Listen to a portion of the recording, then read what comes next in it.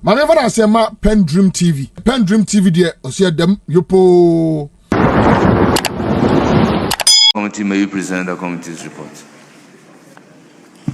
Thank you, Mr. Speaker. The Bank of Ghana Amendment Bill 2025 was presented to Parliament by Honorable Deputy Minister for Finance, Mr. Thomas Nyako Ampem, in accordance with Article 174 of the 1992 Constitution and Standing Order 165 of the House, and read the first time on Wednesday, 10th December 2025. Mr. Speaker, I will therefore entreat the Hansa Department to take this bill as having been fully read, whilst I touch on few areas. Mr. Speaker, on the agency of the bill,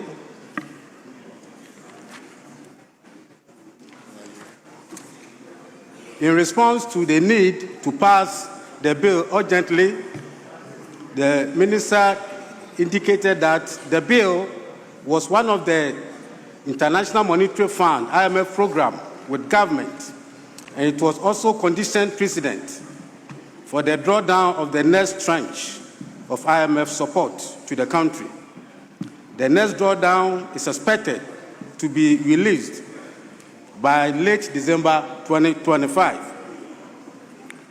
The minister also indicated that the bill, if passed, will enable the bank improve monetary efficiency, enhance the bank's operational and institutional framework, and help to restore confidence in the financial system of the country. Mr. Speaker, in view of that, the committee proposed a lot of amendments, which we want the House to assist us to consider them. In conclusion, Mr. Speaker, the committee, having thoroughly examined the bill, recommend to the House to adopt its report and pass the Bank of Ghana Amendment Bill 2025 into law in accordance with Article 106 of the 1992 Constitution and Standing Order 203 of the House. I so submit, Mr. Speaker. Honourable members, motion move report presented. At this point, full debate would ensue on the basis of the explanatory memorandum accompanying the bill and the report of the committee. The floor is now open. Yes, Honourable Adongo. Thank you very much, Mr. Speaker, for the opportunity. Mr. Speaker, the amendments that have been proposed together with the bill that have been submitted by the Minister for Finance is well intended to ensure that there is proper coordination between the Ministry of Finance and the Bank of Ghana in order that the country is able to deal with the challenges of some emergencies that may befall this country. Mr. Speaker, not long ago, the country experienced the COVID-19 pandemic. Mr. Speaker, at the time, we didn't have a rigorous program at the Bank of Ghana to assist the government to navigate the challenges that ensued, especially that we had strictly, per the laws of the Bank of Ghana, restricted this country to 5% of the previous year's revenue. But of course, we do appreciate that there are instances where the central bank, together with the Ministry of Finance, should be empowered to go beyond the ceiling of that 5%.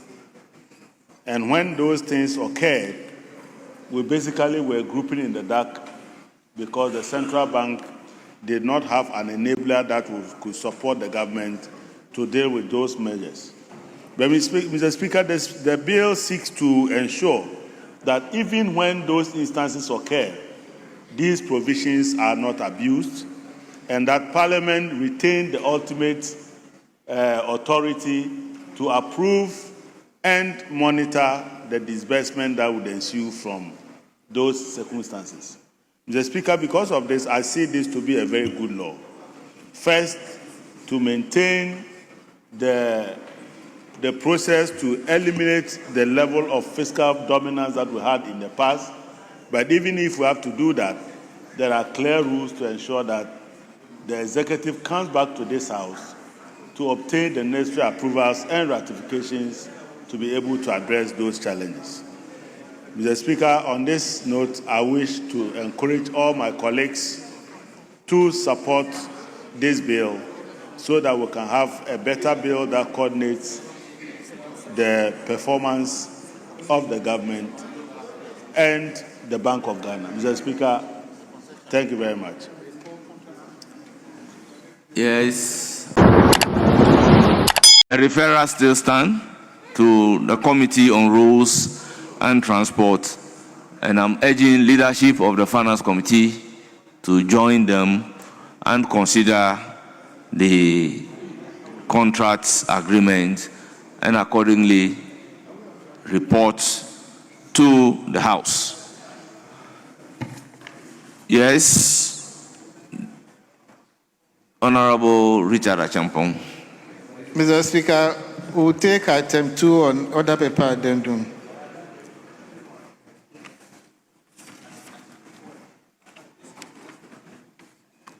Yes, Minister for Finance.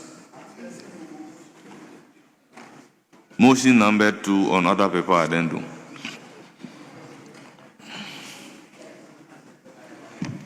Right, Honorable Speaker, I beg to move that motion advertised as item 2 on today's order paper addendum, page 1, be taken now. I so move. Motion move. Any seconder? Mr. Speaker, I second the motion. Motion move and seconded. It is for the consideration of the House. Honorable members, this is a procedural motion. The question is, as many as are in favor of the motion say aye. Those against say no. The ayes have it. The motion is carried. Now, the Bank of Ghana Amendment Bill 2025 at consideration stage. Yes. Mr. Speaker, don't let the continuous rising from the minority front bench irritate you. It's part of democracy. Mr. Speaker, I want clarity. I'm a student of the rules and I'm still learning. By this motion 2 being taken, does that suggest that the intent is to take the bill through consideration stage today and consider everything under certificate of urgency? Is that it? I want to know from the majority front bench. I want to know. Because it is now the norm.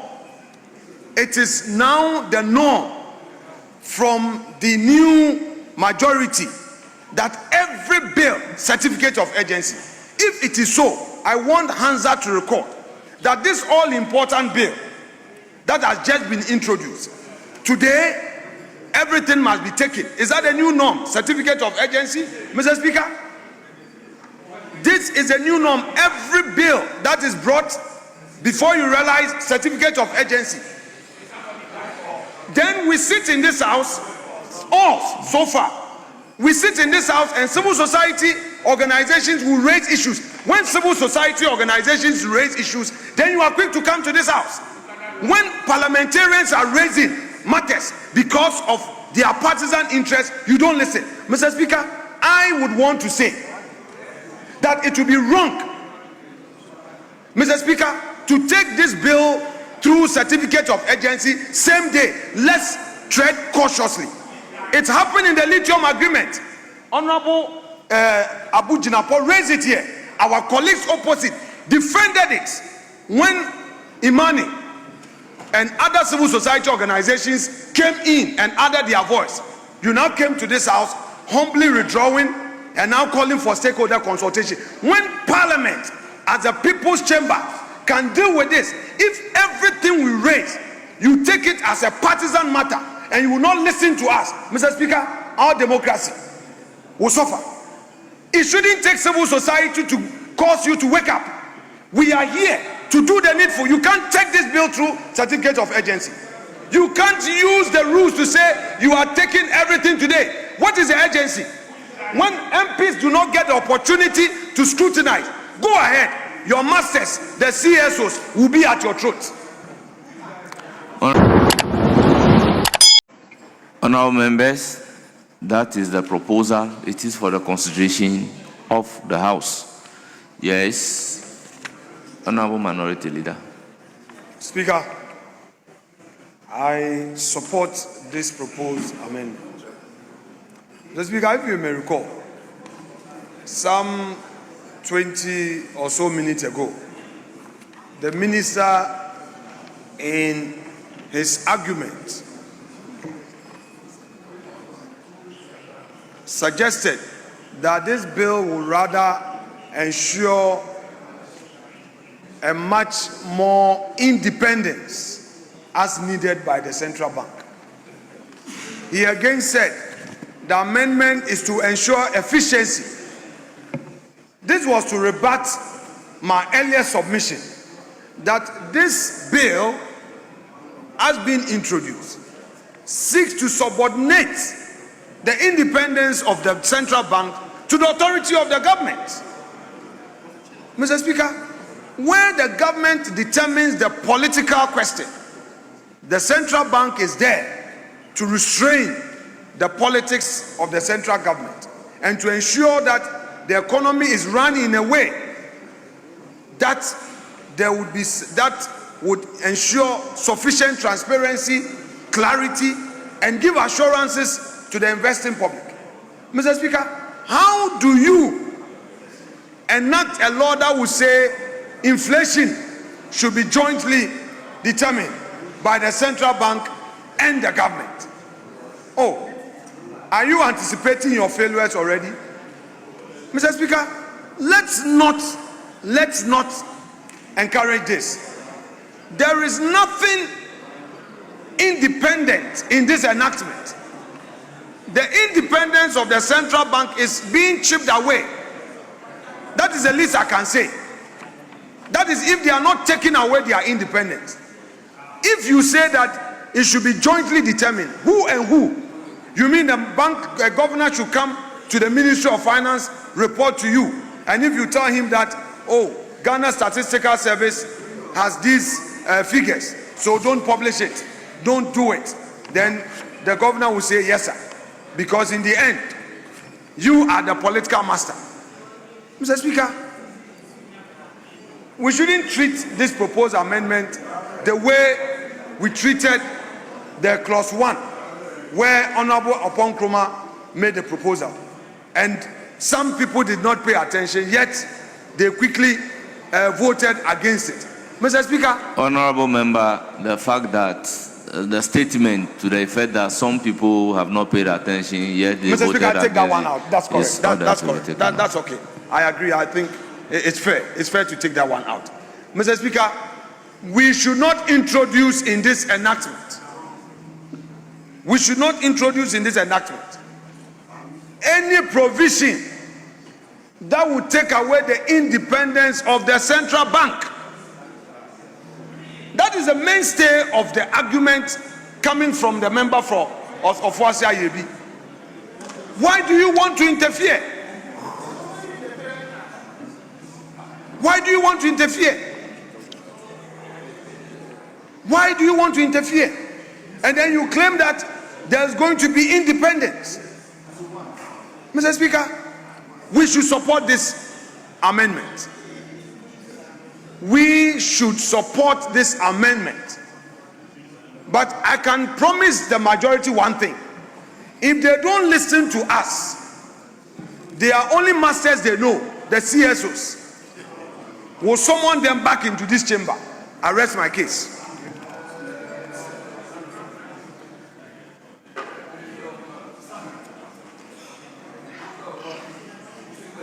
Yes, let me hear. Minister, just take it easy. Let me hear Adongo. I'll come back to you. I've heard. I'll come back to you. Oh, you come back? Yes. Honorable Adongo. Yeah, Mr. Speaker, I think it has to be made very clear that inflation targeting framework is a methodology. And therefore, it is not about somebody summoning somebody to a particular location. It's a methodology, and the government statistician is the one who reports the actual inflation that is delivered. So it is not as if you want to define your methodology and you identify a key stakeholder whose activities impact on the methodology, and you say that it is important for you to create a mechanism that allows you to share information so that you can improve the framework. That amounts to somebody taking away somebody's independence. That is just far-fetched.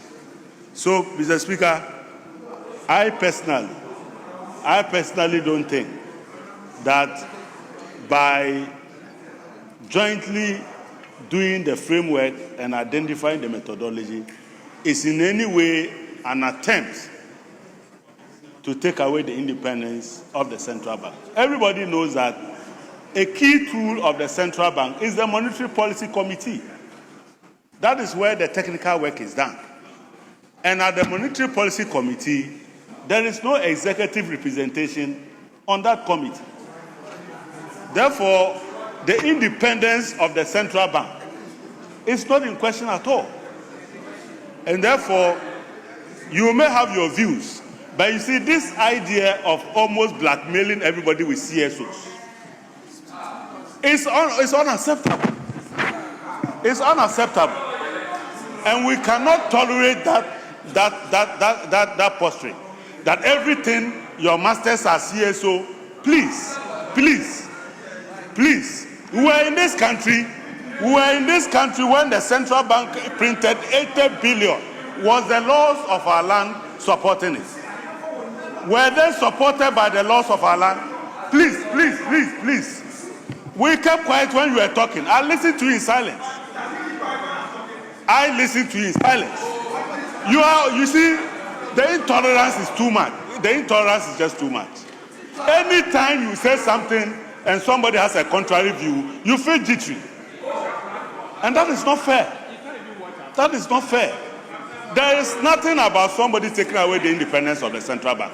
And that the Monetary Policy Committee's work is not being hijacked. Neither is the financial stability function of the Bank of Ghana being hijacked. But the central bank works with other stakeholders.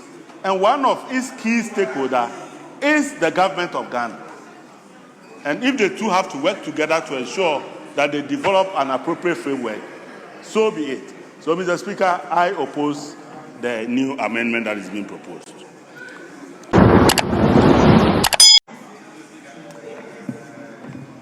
Mr. Speaker.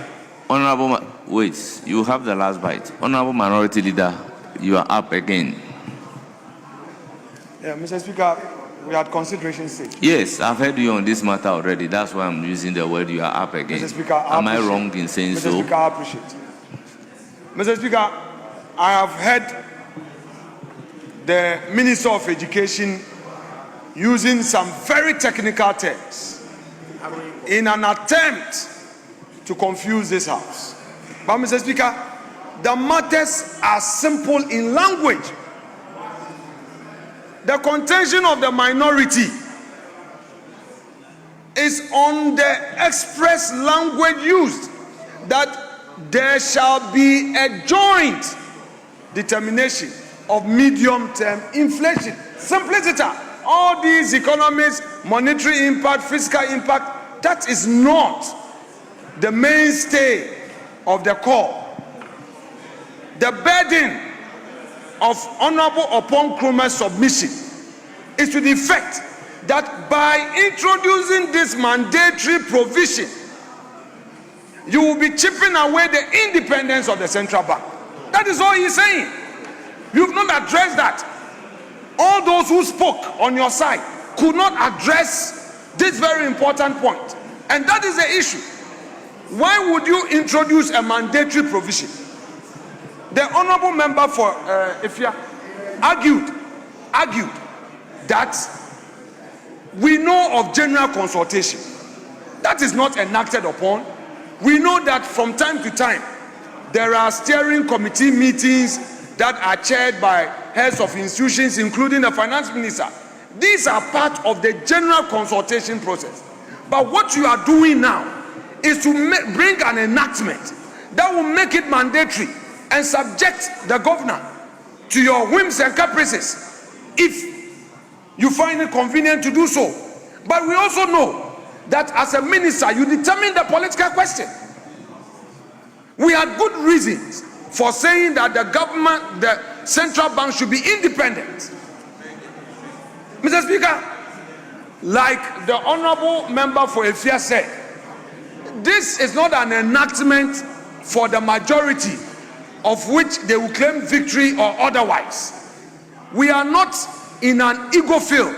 It's an enactment to regulate an important sector of the economy for the people of Ghana. Our duty from this side is to draw your attention to some of these errors, some of these overlooks, some of these excesses. It is us who must tell you. You can't legislate to subordinate the authority and independence of the central bank to political authority. You can't do that. Then that amounts to state capture. That the political authority is capturing every independent authority we have in the country. Mr. Speaker, medium-term inflation, that is even what makes it more dangerous. Medium-term inflation, that is what makes it more dangerous. You didn't say may. If it was may, we could accommodate that. But if you say shall, Mr. Speaker, our friends must listen. And when I say it is the CSOs you listen to, I say so on good authority, because the CSOs themselves published their engagement with the executive and said that what they told the executive is what has been accepted. It's a matter of public record. It's not Afenyo who is concocting this. Meanwhile, these things, the very things that the CSOs have been telling you and you listen, are the very things we tell you from this side of the house.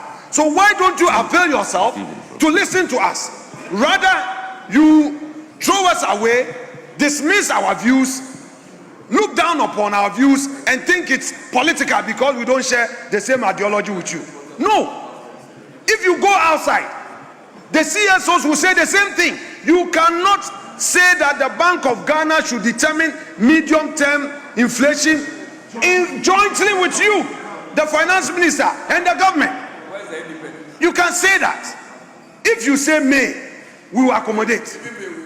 Even in that may, that means a level of consultation. We can, because the essence of governance is to engage. We accept it. But if you say mandatory, do it. So if they don't do it, you won't allow them to make certain public announcements. Mr. Speaker, I have a problem with that. I think that yes, Honorable Amabua, let me hear you. Must be accepted by the House. Honorable Amabua, let me hear you. Thank you, Right Honourable Speaker. Right Speaker, this debate is not about the independence of the Bank of Ghana, and it's already been explained. It's very clear. But Right Honourable Speaker, it's important that as we debate, we will make sure that we do not confuse the people of Ghana and put up facts that are incorrect, as the minority leader is trying to. He has made 3 points consistently: that we withdrew the lithium agreement because of CSOs. And let the record be clear, and this is the House of Record. I've been in this house for 5 terms, long time. I've seen ministers lay bills here, and for very good reasons, they withdraw the bills to bring it back strengthened. And that's exactly what we did. We've been working on an area of regulations to support that bill that was laid. And it was wise for me as a minister to withdraw it, work on the regulations so that we can bring the bill back with the regulations together. And that's a decision. It has nothing to do with CSOs, even though CSOs are very important stakeholders. And there's nothing wrong with engaging CSOs. But for you to be making this point consistently on this floor is factually wrong, inaccurate, and get your facts right. Yeah. Yes. Mr. Speaker, I would want to yield to the respected chair of the committee. After his explanation, I can come in, if you don't mind.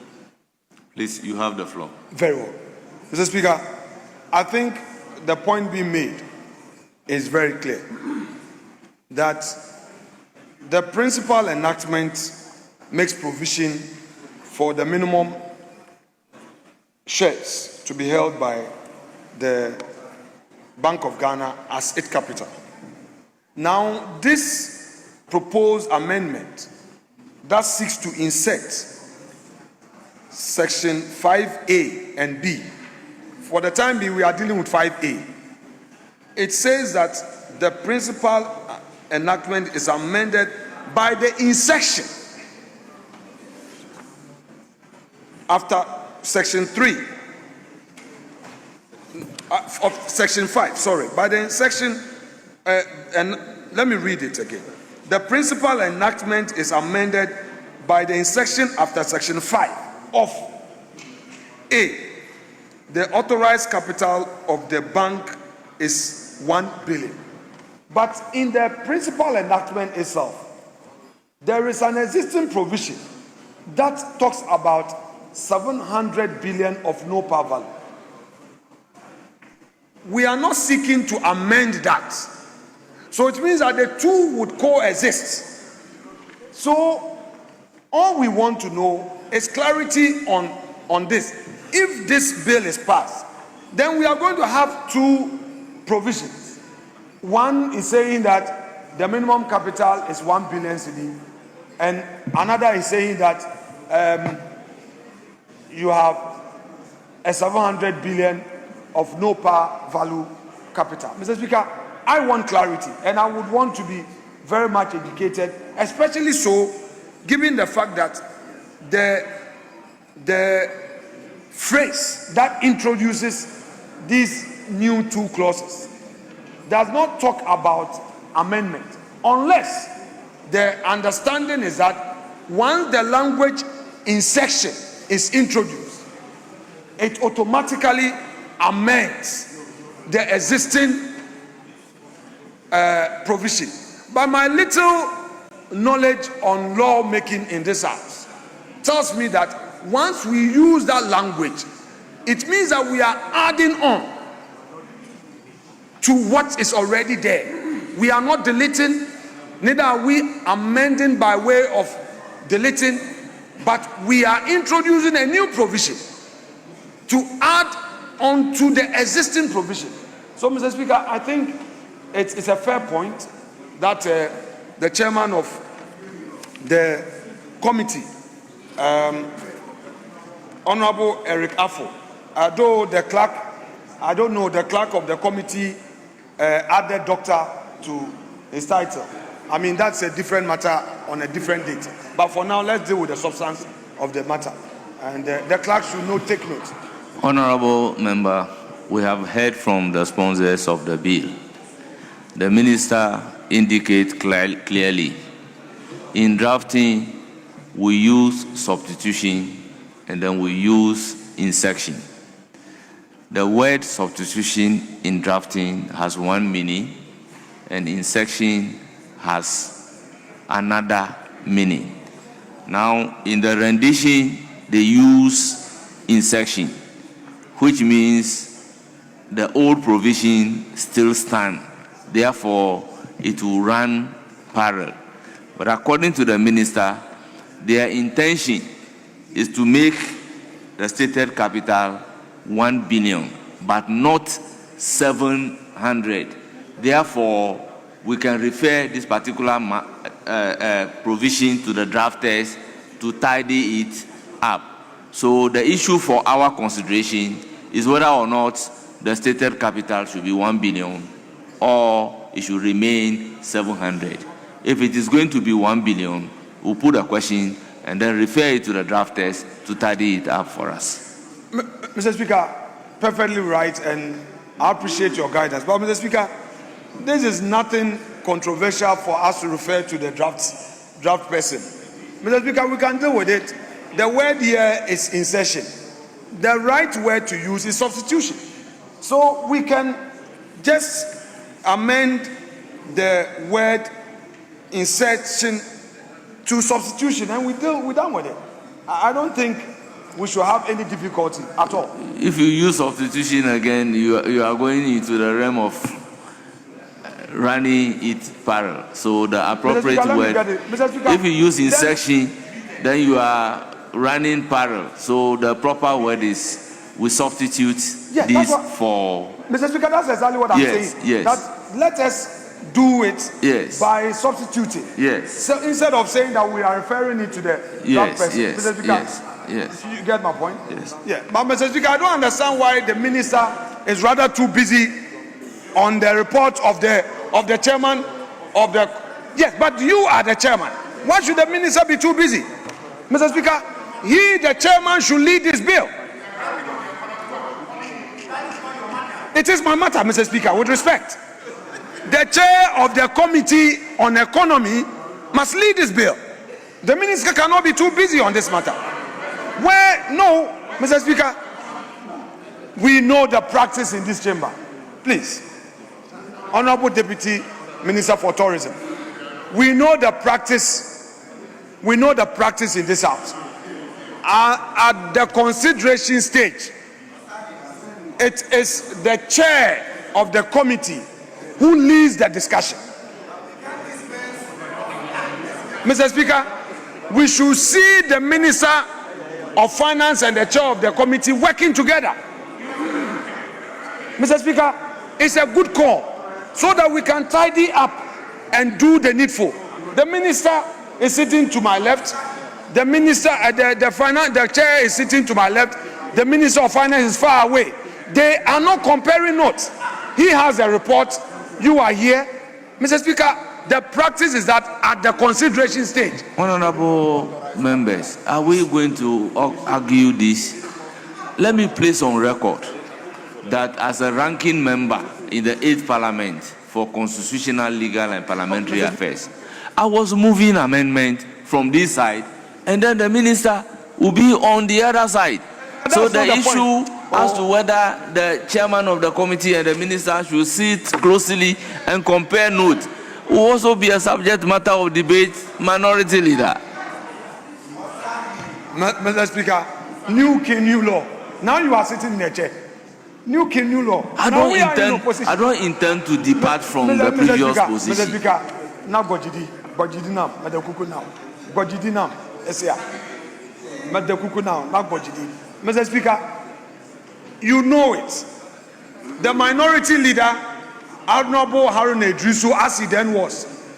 Mr. Speaker, he knows that at consideration, it is either the ranking or the chair who will lead discussions. All I am saying is that the government, the principles of government business must be seen to be working together. The chair of a committee is sitting elsewhere. The Minister of Finance is sitting, they are working across purpose. The two of them should work together. Then whenever we ask critical questions, instead of the chairman leading discussion, he's far away. So far, the chairman has been loudly silent, and the minister is more or less trying to dictate the pace of the committee, which is not right. Mr. Speaker, this is a house of rules and practice and procedure. You are leading the chairman. So the Minister of Finance should take it easy. When we are done with everything, then you come in. But don't take away the powers of the chairman. Yes, Honorable Minister. Right, Honorable Speaker. PENDREAM TV now so far so good. Say open online portal e wo Ghana. Nipa share, nipa follow, nipa comment here. To my best of knowledge, without any biases. PENDREAM TV.